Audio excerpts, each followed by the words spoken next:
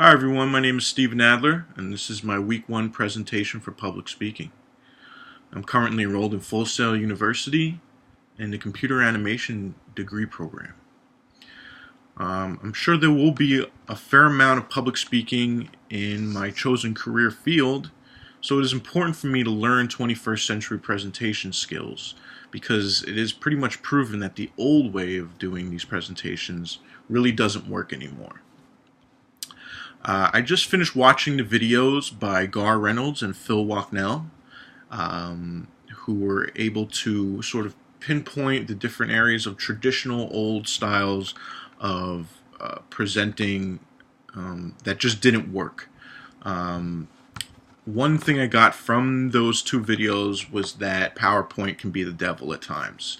It seemed that the traditional way of doing presentations, people highly relied on using PowerPoint to get their facts across, which is good to a certain extent, but it lost a lot of connection with the audience. A lot of times audiences would wind up falling asleep or just being disconnected and being lost for the whole lecture.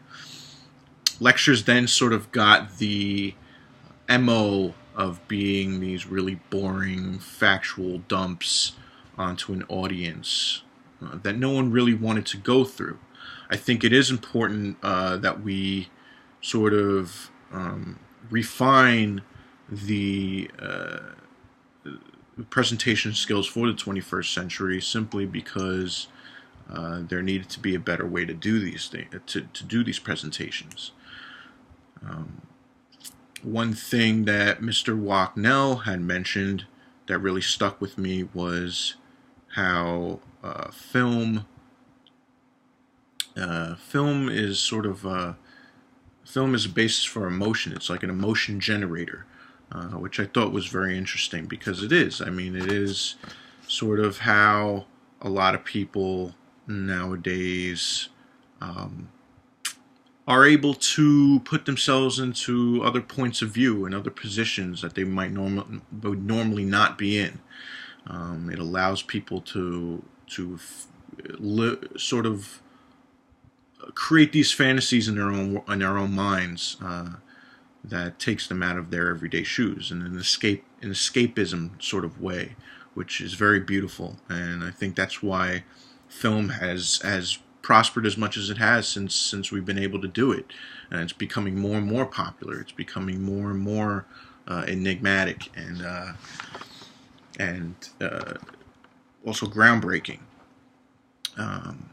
Now, after I watched those videos, I watched a video how every presentation ever, which was a pretty funny video about how most presentations tend to fail with communicating, and gave a great example, just lots of great examples of how some presentations completely lose the audience, even in some ways turn the audience against you, which I would think must be heartbreaking and also just so gut-wrenching to have to deal with. To feel like there's almost a battle against you and your audience.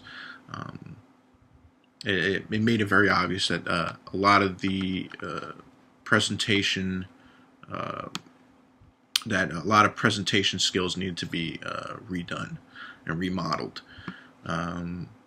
Now, as you can see, I'm in my own personal living space, and well, you can't really see that, but I have my white wall behind me. Put some lamps to the side here, one to the left, one to the right, using some natural light. I have an overhead as well.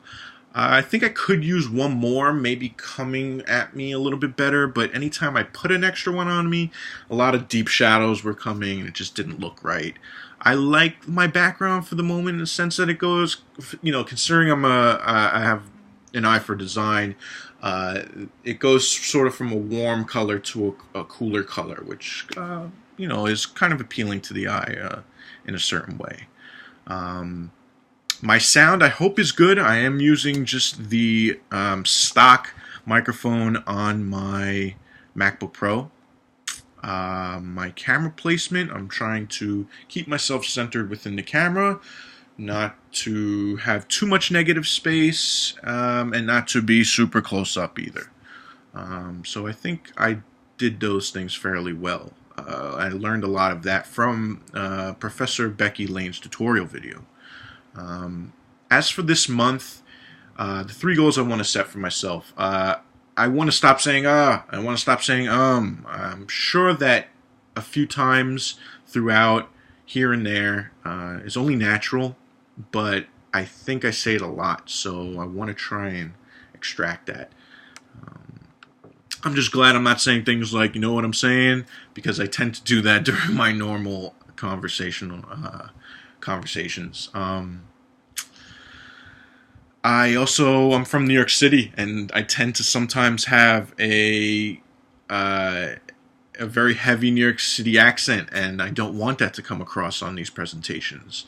So that's my second goal. And third goal would be to probably not be monotone.